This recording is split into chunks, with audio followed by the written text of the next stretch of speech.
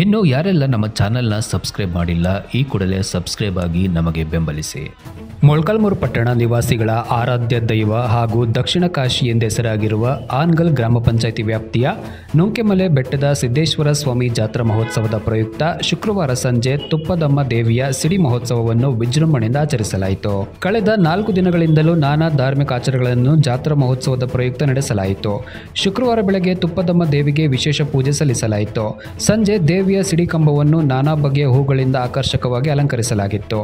ಸಿಡಿಯಲ್ಲಿ ಪಾಲ್ಗೊಂಡಿದ್ದ ಸಾವಿರಾರು ಭಕ್ತರು ತುಪ್ಪದಮ್ಮ ದೇವಿಗೆ ಹಾಗೂ ಕಾಳಭೈರವೇಶ್ವರನಿಗೆ ಜೈಕಾರ ಹಾಕುತ್ತಾ ಭಕ್ತಿ ಸಮರ್ಪಿಸಿದರು. ಸಿಡಿಕಂಬ ಏರಿದ ವ್ಯಕ್ತಿಯು 3 ಸುತ್ತು ಪ್ರದಕ್ಷಿಣೆ ಮುಗಿಸುವವರೆಗೂ ಜೈಕಾರಗಳು ಹರ್ಷೋದ್ಗಾರ ನಡೆಸಿದ ಭಕ್ತರು ದೇವರಿಗೆ ಕೈಮುಗಿದ್ದು ತಮ್ಮ ಇಷ್ಟಾರ್ಥಗಳನ್ನು ನೆರವೇರಿಸುವಂತೆ ಹರಕೆ ಮಾಡಿಕೊಳ್ಳುತ್ತಿದ್ದರು. ಜಾತ್ರೆಯಲ್ಲಿ ಹರಕೆ ಹೊತ್ತ ಭಕ್ತರು ಬೇವಿನ ಸೀರೆ ತೊಟ್ಟು ಪೂಜೆ ಸಲ್ಲಿಸುತ್ತಿದ್ದು ಕಂಡುಬಂತು.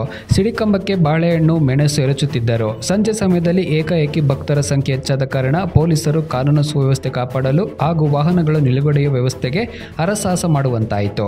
ಜಾತ್ರಾ ಸಮಯದಲ್ಲಿ ಅಹಿತಕರ ಘಟನೆಗಳು ನಡೆಯದಂತೆ ಪೊಲೀಸ್ ಅಧಿಕಾರಿಗಳು ಹೆಚ್ಚು ಎಚ್ಚರ ವಹಿಸಿದ್ದರು. ತಮ್ಮ ಸಿಬ್ಬಂದಿಗಳಿಗೆ ಅಗತ್ಯ ಮಾಹಿತಿ ನೀಡಿದ್ದರು. ಜಾತ್ರೆಗಾಗಿ ತಾತ್ಕಾಲಿಕವಾಗಿ ತೆರೆದಿರುವ 4 ಚೆಕ್ ಪೋಸ್ಟ್ಗಳಿಗೆ ಕಡ್ಡಾಯವಾಗಿ ಸಿಬ್ಬಂದಿ ಹಾಜರಿದ್ದು ವಾಹನಗಳ ಪಾರ್ಕಿಂಗ್ ವ್ಯವಸ್ಥೆ ನೋಡಿಕೊಂಡಿದ್ದರು. ನುಂಕೆಮಲೆ ಬೆಟ್ಟದಲ್ಲಿನ ಸಿದ್ದೇಶ್ವರ ಸ್ವಾಮಿ ದೇವಸ್ಥಾನಕ್ಕೆ ಗುರುವಾರ ರಥೋತ್ಸವದ ಪ್ರಯುಕ್ತ ಶಾಸಕ ಗೋಪಾಲಕೃಷ್ಣ ತನ್ನ ಬೆಂಬಲಿಗರ ಜೊತೆ ಆಗಮಿಸಿ ಸ್ವಾಮಿಗೆ ಪೂಜೆ ಸಲ್ಲಿಸಿದ್ದರು. ವರದಿಗಾರ ರುದ್ರೇಶ್ ಇಟ್ಸೆಟ್ ಟಿವಿ ಮೊಳಕಾಲ್ಮೂರು.